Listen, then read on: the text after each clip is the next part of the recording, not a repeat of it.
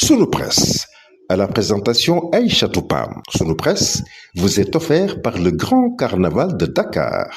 Bonjour. À la levée de l'immunité parlementaire de Farba Ngom, l'affaire Tabaski Ngom et le départ des troupes françaises, entre autres sujets, sont mis en exergue par les quotidiens reçus ce matin.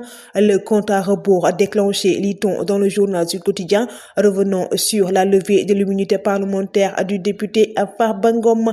Le sort du député de Agnam, désormais entre la main de la commission ad hoc, composée de 9 membres, dont 9 Pastef, un du groupe Takku Wallu et un non inscrit. À Farba sur un terrain glissant, lit-on dans le journal Le Quotidien.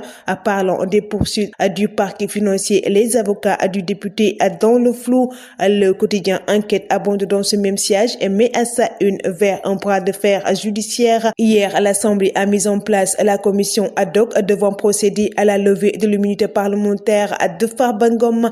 Le pôle avocat du député a relevé plusieurs irrégularités dans le dossier et les organes de contrôle mis à l'épreuve. Walf Quotidien traite également de cette question et titre: les avocats de Farba pointent un vice de procédure. Selon Maître Doudou Wade, son client n'a pas connaissance des faits.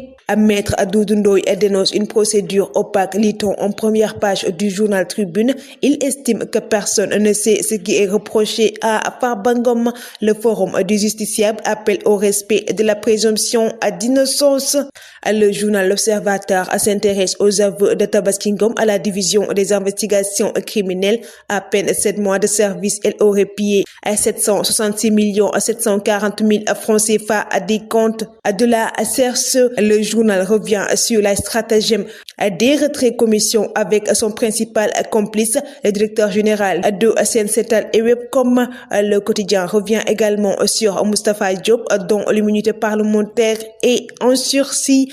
Tabaski Ngom ouvre la boîte de Pandore à la division des investigations criminelles avec un système mafieux au cœur de la prosie, nous renseigne le journal Libération. Dans les détails, l'ancien APC a expliqué aux enquêteurs les pratiques mises en œuvre pour détourner les fonds publics.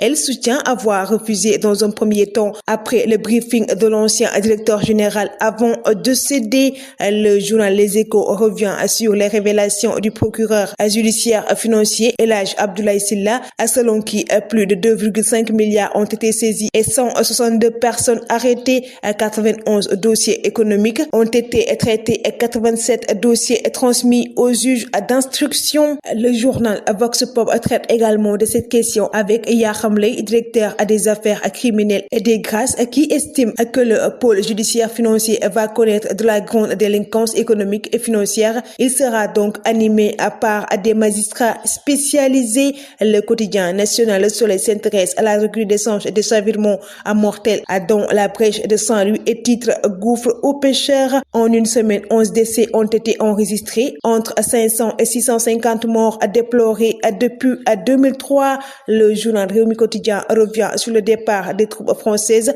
avec la date fixée et l'ultimatum qui expire en décembre 2025. Le journal Record revient sur le match choc entre Everton et Tottenham et met à sa une Gana Pamatar, grand contre petit. Le quotidien revient également sur la Coupe CAF avec l'affiche USM Alger Jaraaf.